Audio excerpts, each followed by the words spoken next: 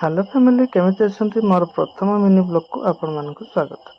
ତ ମୁଁ ଆଜି ସକାଳୁ ସକାଳୁ ଉଠି ଦେଖିଲା ବେଳକୁ ତ ପାଗ ପୁରା ମାନେ କୁହୁଡ଼ିଆ ପାଗ କରିଥିଲା। ତ ସେଥିପାଇଁ ଭାବିଲି ମୁଁ କ'ଣ କରିବି। ତ ତାପରେ ମୁଁ ଭାବିଲି ଫ୍ରେଶ୍ ହେଇଯିବି। ତ ଦାନ୍ତ ଘାସ ଘଷିକି ତ କାଲି ଯେହେତୁ ମୁଁ ଟିକେ ଲେଟ୍ରେ ଶୋଇଥିଲି, ଆଜି ମୋର ଲେଟ୍ରେ ନିଦ ଭାଙ୍ଗିଲା। ତାପରେ ଆମ କାଲୁକୁ ବହୁତ ଭୋକ ଲାଗିଥିଲା, ତ ମୁଁ ତାକୁ ଦେଲି କିଛି ଖାଇବା। ତ କାଲୁକୁ ମାନେ ମୁଢ଼ି ଖାଇବା ତାକୁ ଭାରି ପସନ୍ଦ। ତ ତାକୁ ମୁଢ଼ି ଦେଲା ପରେ ତାପରେ ଥଣ୍ଡା ପାଣିରେ ମୁଁ ଭାବିଲି ଗାଧୋଇ ପଡ଼ିବି, ଗାଧୋଇକି ପଡ଼ିକି ଫ୍ରେଶ୍ ହେଇଯିବି। ତ ତାପରେ ମୁଁ ଥଣ୍ଡା ପାଣିରେ ମୁଁ ଗାଧୋଇ ପଡ଼ିଲି। ମୁଁ ହେଇଗଲି ପୁରା ଫ୍ରେଶ୍ ହେଇଗଲା ପରେ ତାପରେ ମୁଁ ଡ୍ରେସ୍ ଫ୍ରେସ୍ ଚେଞ୍ଜ କରିସାରିଲା ପରେ ତାପରେ ମାଆ କତିକି ଗଲି। ତ ମାଆକୁ ପଚାରିଲି, ମାଆ କ'ଣ ଖାଇବି? ତ ମାଆ ସେଠି ରୋଷେଇ କରୁଥିଲା। ତ ସେଠି ବଢ଼ା କହିଲା କି ବାପା କାଲି ଆଣିଥିଲେ ତେଲ ଭଜା, ତା ସହିତ ମିଠା। ତ ଦେଖିପାରୁଥିବେ ମୁଁ ଆଜି ଖାଇବି କିଛି ପକୁଡ଼ି